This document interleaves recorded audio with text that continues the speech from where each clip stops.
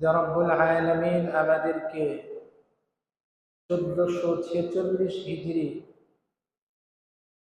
মাহে মুহররমুল হারামের প্রথম জুমা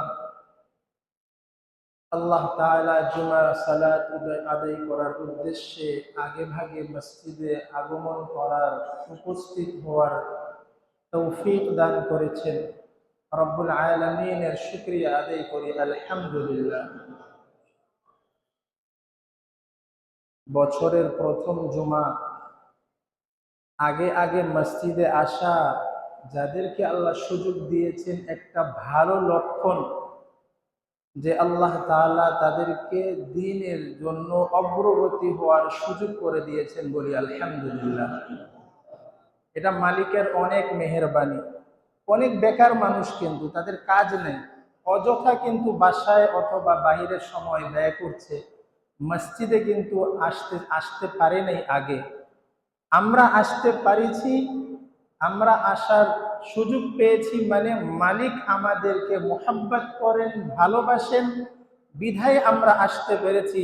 এজন্য মালিকের আবারও শুকরিয়া আদায় করি আলহামদুলিল্লাহ। আমরা একাধিকবার এই বিষয়ে আলোচনা করেছি যে আল্লাহ তাআলার সৃষ্টিগত 12টি মাসের মধ্যে গুরুত্বপূর্ণ কয়টি মাস? 4টি মাস। মাসের নামগুলো আপনারা বলেন দেখি। মুহররম,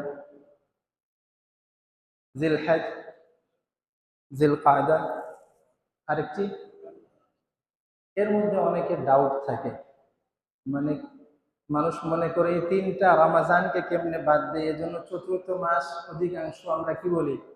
রমজান ধরি, কিন্তু চতুর্থ মাস হচ্ছে রজব। কোন মাস? রজবুল মুরাজ্জাব, রজব মাস। হাদিসে আসছে আল্লাহর হাবিব সাল্লাল্লাহু আলাইহি ওয়াসাল্লাম বলেন যে 4টি মাস, যে কোরআনের সূরা তাওবার আয়াত নাম্বার 36-এ আল্লাহ বলেন 4টি মাস সম্মানিত। কোন 4টি মাস? এটা কোরআনে আসেনি।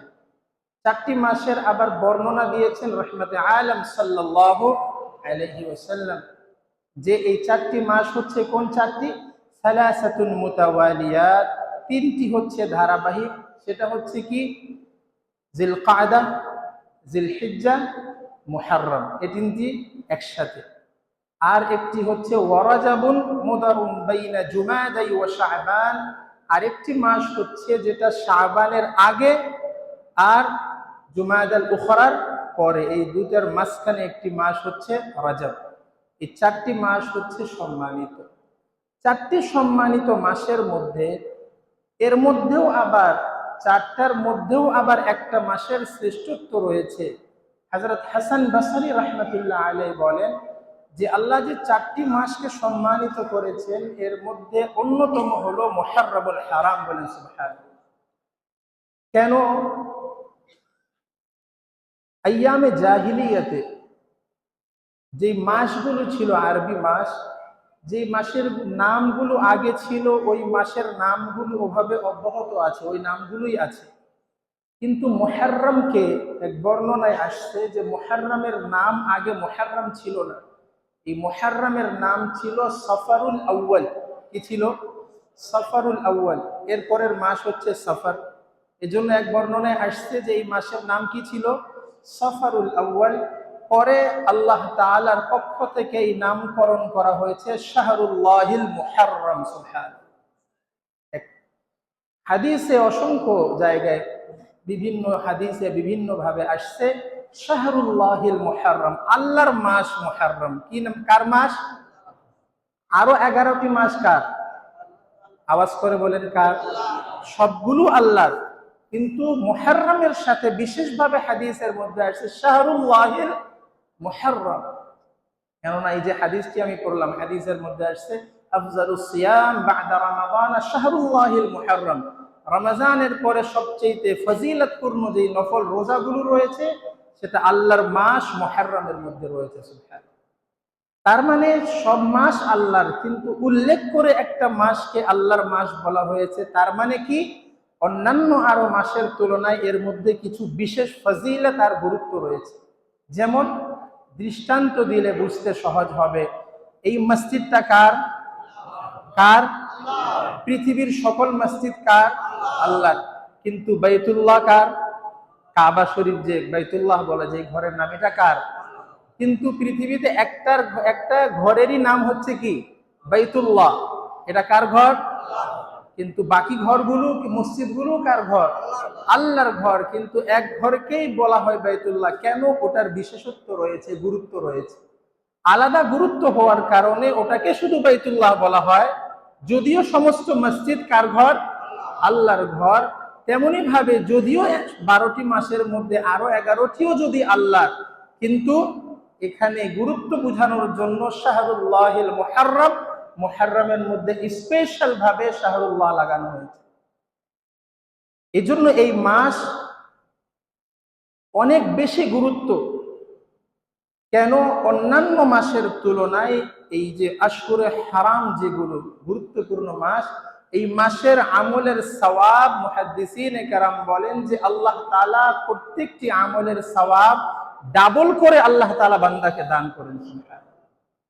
ডাবল সওয়াব আল্লাহ তাআলা দান করেন। এজন্য রাসূলুল্লাহ সাল্লাল্লাহু আলাইহি সাল্লামও এই মাসের কি বুঝাইছেন? অনেক গুরুত্ব বুঝাইছেন। এজন্য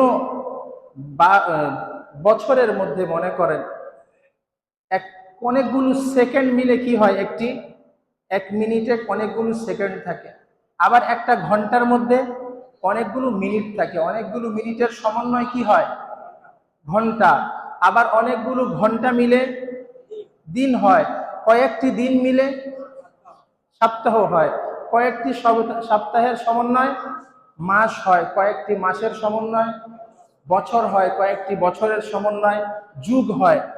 তো এই যে সময়ের পরিবর্তন, এই যে সময়ের মাপকাঠি, হিসাব, এগুলোকে বিভিন্ন ভাষায় বিভিন্ন কথা বলা হয়। এটাও একটু মাঝে মধ্যে শুনে রাখা দরকার যে এগুলোকে আরবি ভাষায় এদের নাম হচ্ছে, এগুলোর নাম হচ্ছে আলাদা। আরবি ভাষায় এই যে সেকেন্ড থেকে মিনিট, মিনিট থেকে এগুলো বা ডেট হিসাব রাখা, আরবি ভাষায় এটাকে বলা হয় তাকওয়িম। কি বলা হয়? তাকওয়িম। উর্দুতে বলা হয় নিজামুল আওকাত। কি বলা হয়? নিজামুল আওকাত। হিন্দিতে বলা হয় জন্তরি। কি বলা হয়? জন্তরি। দেখেন বিভিন্ন কিতাব ছোট ছোট থাকে, যেখানে এগুলোর হিসাব কিতাব থাকে, এটাকে কি বলে? জন্তরি। ইংরেজিতে কি বলা হয়? ক্যালেন্ডার। ইংরেজিতে কি বলা হয়? ক্যালেন্ডার। এই যে বিভিন্ন নাম, যেগুলো নাম হোক না কেন, এগুলোই সবগুলো কি? দিনের, দিন থেকে সপ্তাহ, সপ্তাহ থেকে মাস, মাস থেকে বছর, এগুলোর কি? হিসাব আর গণনার জন্য। তো আমাদের জন্য যেই বছর আল্লাহ তাআলা যেই মাস দিয়ে শুরু করেছেন, এই মাসটা অন্যান্য মাসের মতো না, বরং এই মাসের শুরুতেই আল্লাহ তাআলা গুরুত্ব আরো বেশি রেখে দিয়েছেন এবং বান্দাদেরকে আমলের দিকে উদ্বুদ্ধ করেছেন। এই মাসের বিশেষ আমল, আমরা মনে করি শুধু এই মাসের মধ্যে আশুরার দিনের রোজা, বিষয়টা এমন না। বরং আল্লাহর হাবিব সাল্লাল্লাহু আলাইহি সাল্লাম এই মাসের সবচেয়ে গুরুত্বপূর্ণ যে আমল হলো সেটা হচ্ছে রোজা। কি কয়দিনের রোজা? মাস ব্যাপী রোজা। পুরা বছরে রমজান ব্যতীত অনেক নফল রোজা রাখে, কিন্তু সবচেয়ে ফজিলতওয়ালা রোজা হচ্ছে কোন রোজা? বছরের মধ্যে তিনটি দশক অনেক দামি। রমজানের শেষ দশক, জিলহজ মাসের প্রথম দশক, মুহররমুল হারামেরও কি প্রথম দশক। এগুলো অনেক দামি সময়। এজন্য এগুলোকে অবহেলায় কাটানো না, বরং এগুলো কিসের দ্বারা? আমলের মধ্যে, তওবা ইস্তেগফারের মধ্যে কাটানো।